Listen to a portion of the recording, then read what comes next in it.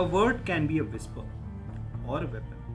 It can carry truth or a lie dressed in robes of belief. Today, we travel to the dusty, sacred roads of India, to a city where a god rolls through the street on massive wheels, and legends say people throw themselves beneath to die. This is the story of Juggernaut, a word you have probably heard, a word that today means an unstoppable force. A war machine, a $1 billion tech company, but the truth behind this word?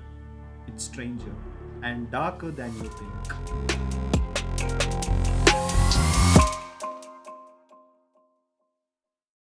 Hello and welcome to another episode of 99% Tripping.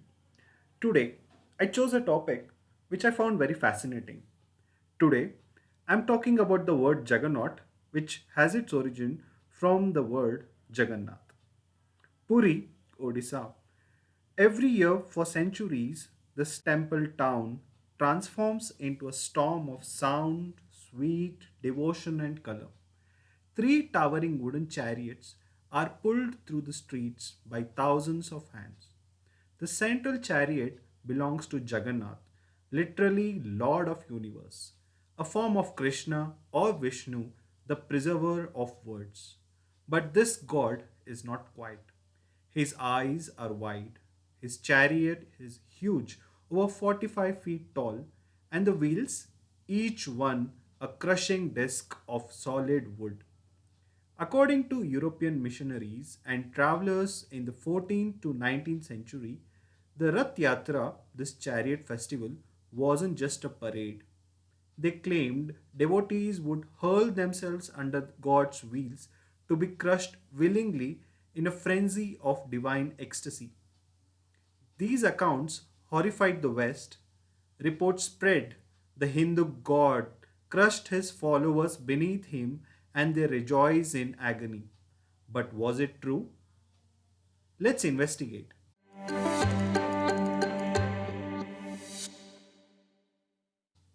Historians today believe those accounts were wildly exaggerated or outright false.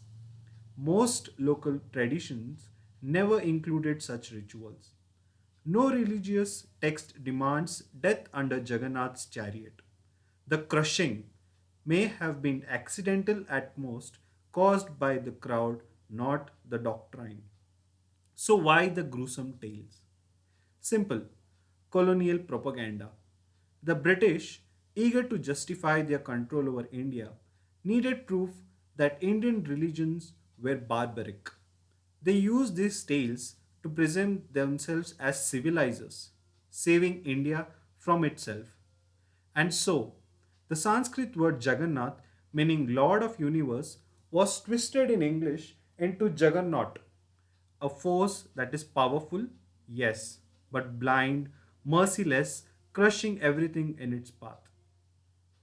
By the 1800s, the word juggernaut entered English literature and military vocabulary, not as a god, not even as a misunderstood symbol, but as a machine of dominance.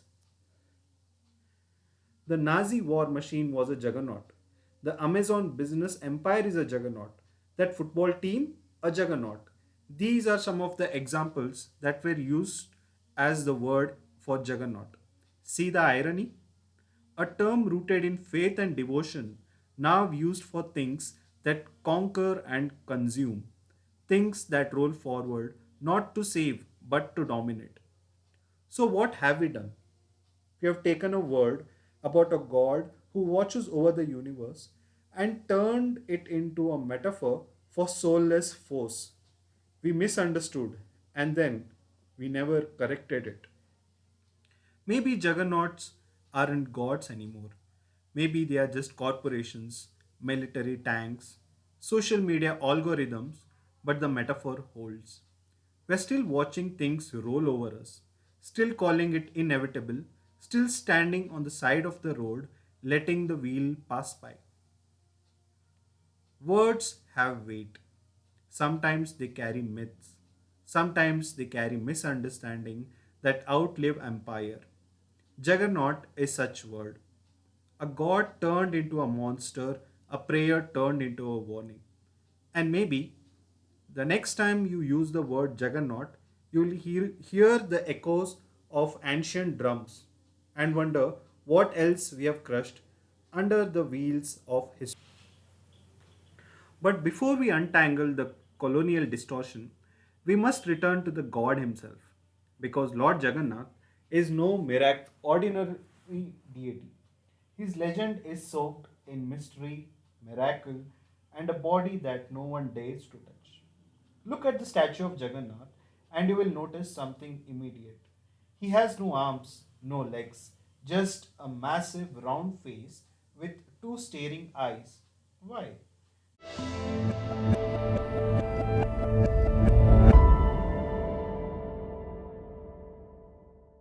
Some say it's because he transcends form, a reminder that God doesn't need limbs to act in the world. Others claim he appeared to a tribal king in this form during a dream and commanded that no one ever tried to carve him perfectly, that to do so would be fatal. According to legend, the original idol of Jagannath was to be carved by none other than Vishwakarma, the divine architect of gods. But there was a catch. He asked to work in complete secrecy. He locked himself in a chamber and warned the king not to open the door until he was done. Days passed, weeks, no sound. The queen, overcome by fear, begged the king to open the door. He did, and the idol was incomplete, limbless, unfinished. Vishwakarma vanished forever. The king, heartbroken, accepted the half carved image, and so Jagannath remains frozen in that moment, a deity never to be completed, never to be reimagined. But perhaps the most chilling story comes from the sacred ritual of Nabakalebara, the changing of Jagannath's body. Every 12 to 19 years, the old wooden idol is replaced. But inside it, hidden deep within, is a mysterious element called the Brahma Padartha, the soul substance of the god. No one knows what it is. No one is allowed to see it. A handful of chosen priests, blindfolded, forbidden from touching it directly, transfer the essence in total darkness. Those who have seen it, they are said to die within days. No cameras, no outsiders, no second chance. The body changes, but the god remains watching, waiting.